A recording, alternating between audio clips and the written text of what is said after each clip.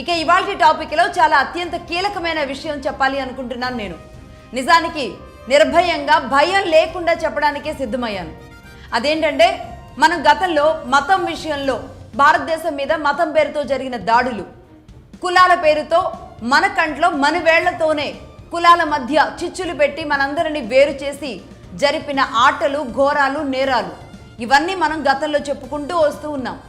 ఈ నేపథ్యంలో ఇప్పుడు ఒక సందర్భం వచ్చింది కాబట్టి త్వరలో జరగబోతున్న ఎప్పటి నుంచో ఆ విష బీజాలు నాటిన పరిస్థితి గురించి ఇవాళ నేను చెప్పబోతున్నాను. సందర్భం వచ్చింది కాబట్టి నిర్భయంగా చెప్పడానికే సిద్ధమయ్యాను ఈరోజు. అదేంటి అంటే భారతదేశానికి పట్టిన దరిద్రం ఏదైనా ఉంది అంటే అవి రీజనల్ పార్టీలు. భారతదేశానికి పట్టిన శని దరిద్రం ప్రాంతీయ పార్టీలు. వినడానికి కఠినంగా ఉన్నా, ఇది మింగుడు పడని విషయమే అయినా ఇది చెప్పక తప్పని పరిస్థితి. రీజనల్ పార్టీల ఆటల్లో రాష్ట్రాలు బలైపోతున్నాయి. రీజనల్ పార్టీలు ఒక కుటుంబ పార్టీలుగా, ఒక వ్యక్తి సెంట్రిక్గా, ఆ వ్యక్తి పవర్ పేరుతో ఆ వ్యక్తి మాత్రమే ఉండేలాగా, ఆ కుటుంబం మాత్రమే ఉండేలాగా, రాష్ట్రంలో వాళ్ళదే రాజ్యాధికారం లాగా వాళ్ళు ఏదంటే అది, రాష్ట్రాలు అలాగే నడవాలి. ఇది ప్రాంతీయ పార్టీలు తమ చేతుల్లో రాష్ట్రాల్ని పెట్టుకున్న పరిస్థితి. ముఖ్యంగా ఈ రాజకీయ పార్టీల్లో కావాలని తరతరాలుగా ఆ పార్టీలు, రీజనల్ పార్టీలు కొంతమంది మేధావుల నరేషన్ ద్వారా అందరికీ అందిస్తున్న విషయాలు ఏంటంటే ఉత్తరాది, దక్షిణాది. భారతదేశంలో ఈ రెండు ప్రాంతాలే ఉన్నాయా? తూర్పు భారతం ఉంది, మధ్య భారతం ఉంది, పశ్చిమ భారతం ఉంది, ఈశాన్య భారతం ఉంది. భారతదేశం జియోగ్రఫీ ఆ విధంగా ఉంటుంది. కానీ ఉత్తరాది, దక్షిణాది కన్ఫ్లిక్షన్స్ గురించి మాత్రమే మాట్లాడుతూ ఉంటారు. ఎందుకంటే భారతదేశం విడిపోవాలి కాబట్టి. కొంతమంది ఆటలు సాగాలి అంటే ఈ దేశం విడిపోవాలి, ముక్కలైన తరువాత అసలు భారతదేశంలో ఒక మతం, ఒక సనాతనం లేకుండా చేయాలి. ఇది కుట్ర. ఇది మొత్తం ఎపిసోడ్ చూస్తే అర్థమవుతుంది నేను చెప్పేది. రైట్, ఇందులో భాగంగా ఏంటి దక్షిణాది రాష్ట్రాలంటే ఏంటి మీ అందరికీ తెలిసిందే. కర్ణాటక, తమిళనాడు, తెలంగాణ, ఆంధ్రప్రదేశ్, కేరళం, ఈ 5 రాష్ట్రాలు దక్షిణాది రాష్ట్రాలు. ఇక అలాగే ఉత్తరాది రాష్ట్రాలు పంజాబ్, రాజస్థాన్, హర్యానా, హిమాచల్ ప్రదేశ్, ఉత్తరాఖండ్, జమ్మూ కాశ్మీర్, అలాగే యూటీ వస్తుంది, యూనియన్ టెరిటరీగా ఢిల్లీ. 7 ఉంటాయి. ఉత్తరాఖండ్ నుంచి అంటే యూపీ నుంచి ఉత్తరాఖండ్ విడిపోయింది. యూపీ నుంచి ఎక్కడో ఉంది, మనకు సంబంధం లేదు.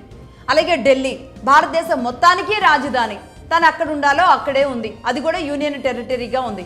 జమ్మూ కాశ్మీర్ ఎప్పుడు పాకిస్తాన్ పరిస్థితులే. అలాగే హర్యానా, రాజస్థాన్ అండ్ పంజాబ్ ఇవన్నీ కూడా బోర్డర్ స్టేట్స్, భారతదేశానికి బోర్డర్ స్టేట్స్. ఎక్కడా కూడా ఇక్కడ నుంచి అక్కడికి మనం తీసుకెళ్ళి వాళ్ళకి పెట్టేది లేదు, వాళ్ళు వచ్చి మనకి పెట్టేది లేదు, వాళ్ళు వచ్చి మన మీద పెత్తనం చేసేది లేదు.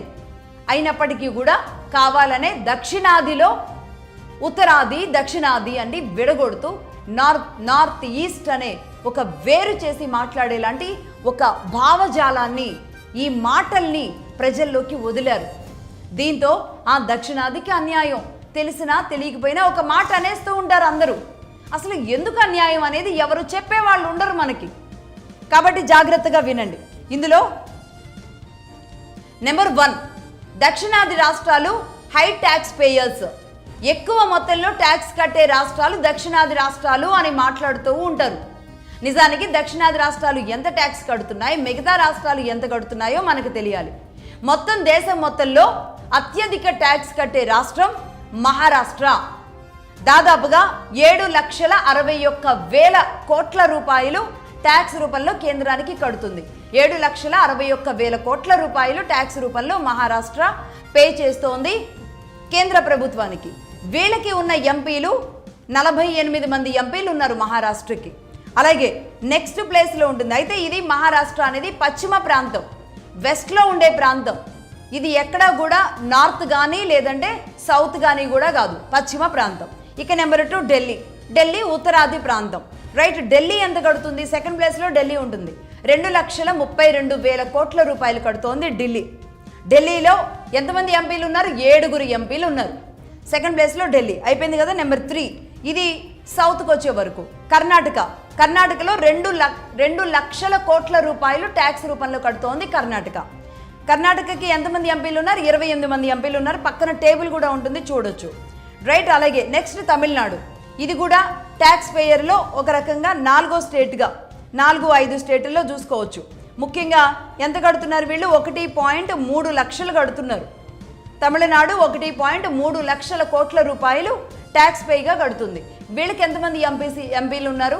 39 మంది ఎంపీలు ఉన్నారు.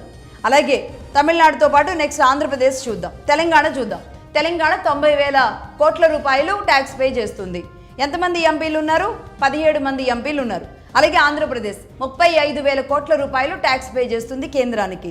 ఎంతమంది ఎంపీలు ఉన్నారు? 25 ఎంపీలు ఉన్నారు. అలాగే కేరళం 25,000 కోట్ల రూపాయలు పే చేస్తోంది ట్యాక్స్ రూపంలో. ఎంతమంది ఎంపీలు ఉన్నారు కేరళకి? 20 మంది ఎంపీలు ఉన్నారు. సో ఒక్కసారి టేబుల్ని జాగ్రత్తగా చూడండి.